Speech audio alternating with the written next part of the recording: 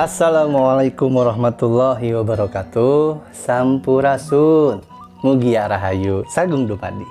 Salam damai seluruh alam. Alhamdulillah teman-teman, kita berjumpa kembali dengan saya Reza Rahasia di channel Reza Rahasia. Di konten kali ini saya akan membahas mengenai sebuah bahasan yang cukup menarik ya, yaitu mengenai sholat terpisah dengan akhlak. Sholat percuma kalau tidak ada akhlak. Akhlak saja percuma kalau tidak sholat. Ada pernyataan seperti itu. Nah, ini akan saya paparkan sesuai dengan apa yang saya ketahui, sesuai dengan apa yang saya miliki, sesuai dengan pengalaman saya. Tapi selalu ingat bahwa ini jangan ditelan mentah-mentah. Teman-teman kaji dan olah kembali, ya, agar teman-teman memiliki pemikiran sendiri, merdeka secara pribadi, ya, dan mandiri juga secara jiwa. Karena yang saya sampaikan semuanya Allah alam bisawab. Ini hanya referensi yang saya berikan kepada teman-teman untuk bahan berpikir, mengolah rasa, mengolah pikirnya. Seperti biasa, sebelum mengawali kontennya, saya sekarang sudah memulai untuk menyelipkan, memasukkan sholawat ke dalam konten-konten saya.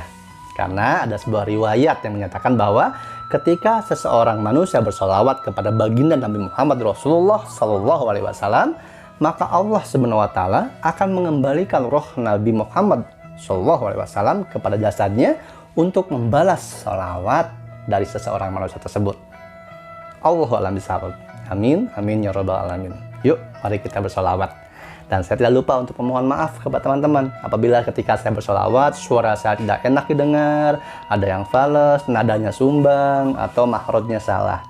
Ya, saya bukan ahli sholawat, saya bukan tukang atau ahli kuro ya, bukan. Saya hanya ingin bersolawat dan ingin mengajak teman-teman semua bersolawat. Karena hanya syafaat baginda Nabi Muhammad Rasulullah SAW lewat salawatnya, kita bisa diselamatkan di yaumil hisab.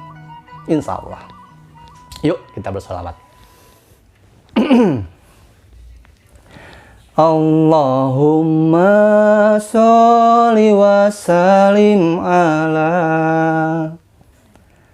Sayyidina wa maulana Muhammad adada man fi ilmillahi sholatan daimatan bidawamil mulkilahi Allah.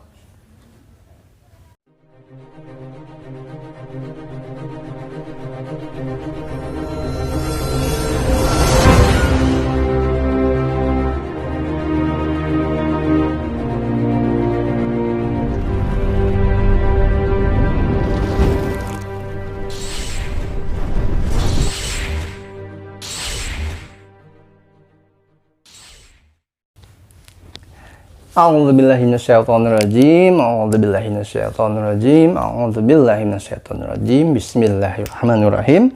Bismillahirrahmanirrahim. Bismillahirrahmanirrahim. Bismillahirrahmanirrahim. Asyhadu an la ilaha illallah wa asyhadu anna Muhammadar Rasulullah. Asyhadu an la ilaha illallah wa asyhadu anna Muhammadar Rasulullah. Asyhadu an la ilaha illallah wa asyhadu anna Muhammadar Rasulullah. Allahumma sholli ala Sayyidina Muhammad wa ala ali Sayyidina Muhammad. Allahumma sholli ala Sayyidina Muhammad wa ala ali Sayyidina Muhammad. Allahumma sholli ala Sayyidina Muhammad wa ala ali Sayyidina Muhammad. La hawla wa la quwata illa billahil azim. Inna lillahi wa inna ilaihi raji'un. Astaghfirullahaladzim. Astaghfirullahaladzim. Astaghfirullahaladzim. Astaghfirullahaladzim. La ilaha illa anta subhanaka inni kuntum minaz zalimin. Rabbi shrah li sadri wa yassir li amri wahlul 'uqdatam min lisani yafqahu qawli. Bismillahirrahmanirrahim. La haula wa la quwata illa billahil azim. Teman-teman, saya menyaksikan, saya sempat melihat juga ya, bahwa ada pernyataan, ada yang bilang bahwa akhlak baik saja percuma kalau tidak sholat. Nah, ada juga yang bilang bahwa kalau sholat saja akhlaknya buruk percuma. Nah, Allahu a'lam bishawab, ya, kebenarannya yang mana? Itu semua adalah pendapat penemuan, tafsir masing-masing tiap orang. Saya tidak berhak menyalahkan yang mana yang benar, yang mana yang salah. Hanya di sini saya akan memberikan tanggapan atau pandangan saya mengenai hal tersebut.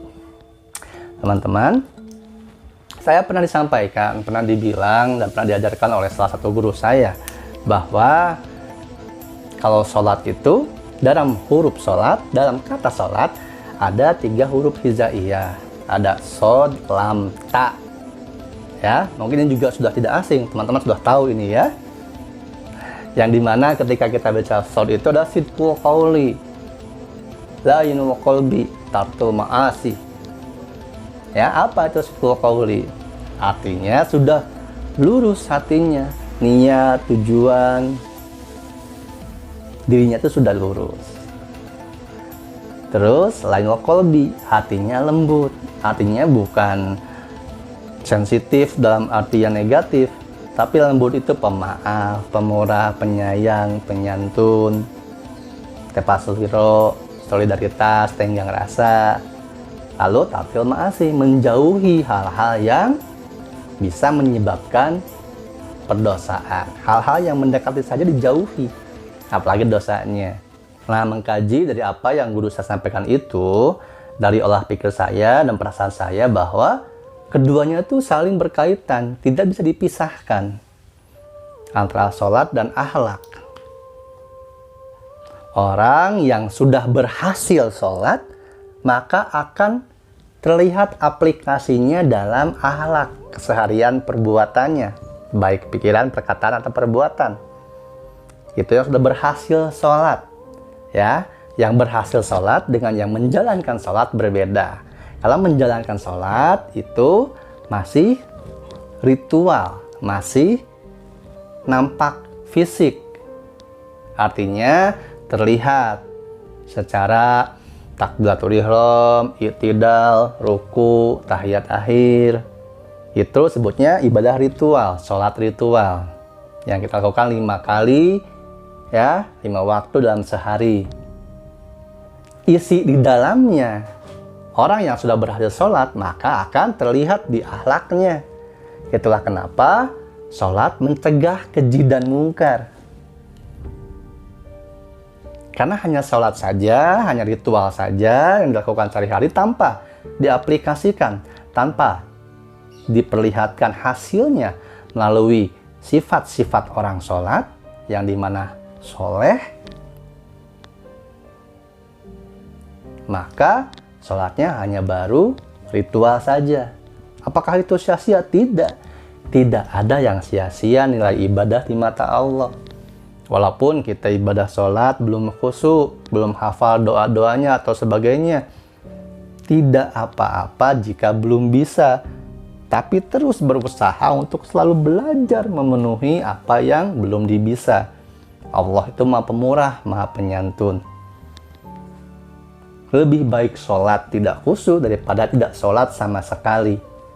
Tapi alangkah lebih bagus, lebih baik sholat dengan khusyuk, lalu hasil sholatnya dia tunjukkan ke dalam perbuatan akhlakul karimahnya sehari-hari.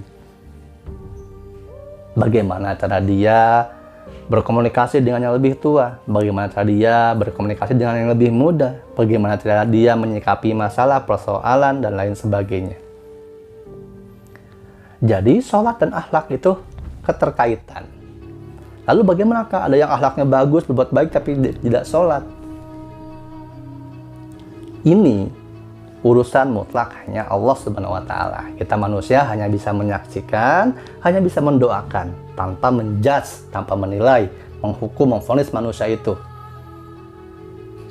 Karena nilai suatu kebaikan itu hanya Allah sendiri yang maha baik yang bisa memberikan ganjarannya.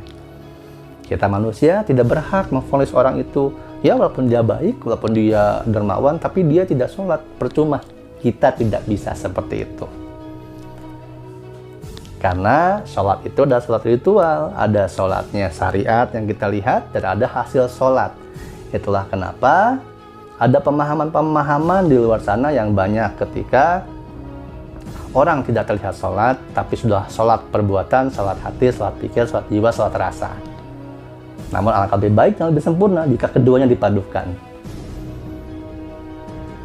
Karena bagi orang-orang yang memahami bahwa sholat itu seperti apa, dia tidak akan mau dan tidak akan mengumbar sholatnya seperti apa. Jika dia terlihat sholat, maka tidak apa-apa. Tapi jika dia menyengaja untuk dilihat orang bahwa dia sholat, maka itu tidak mutlak sholatnya hanya untuk Allah. Ada kepamrihan, ada yang ingin dilihat oleh orang, dibilang orang rajin sholat, dibilang orang soleh. Dia hanya mencari pernyataan dari orang, hanya mencari pengakuan dari orang. Ini yang harus dihindari, dan sebagian ulama besar, sufi dan lain sebagainya sudah menghindari itu. Dan tetap sholat dilaksanakan. Takut ria dalam diri, perbanyak istighfar dan sholawat. Salah satu guru saya pernah bilang, jangankan sholatmu, bahkan dirimu Islam pun kalau bisa jangan ketahuan sama orang. Loh, kok jangan ketahuan? Maksudnya gimana, Kak?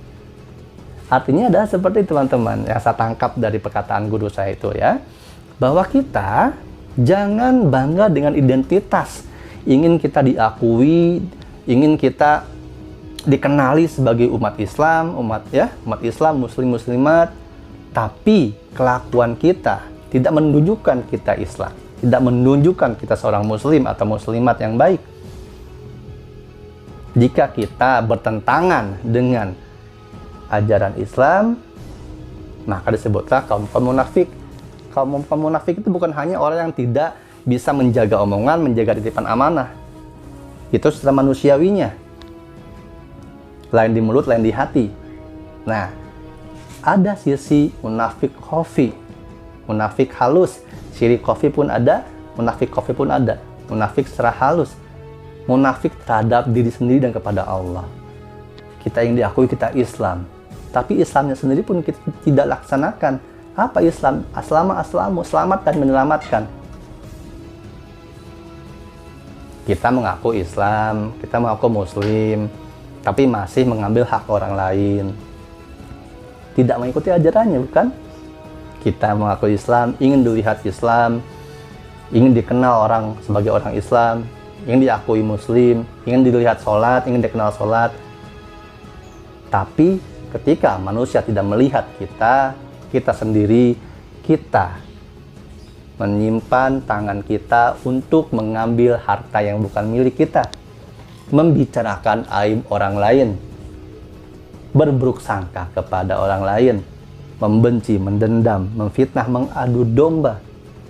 Itu bukan ajaran Islam. Itu bukan sifat-sifat muslimin, muslimat. Itulah yang diajarkan oleh salah satu guru saya. Kalau bisa, kamu jangan kelihatan Islamnya. Apalagi sholatmu. Karena inna sholati wa nusuki wa mahyaya wa mamati lillahi rabbil alamin.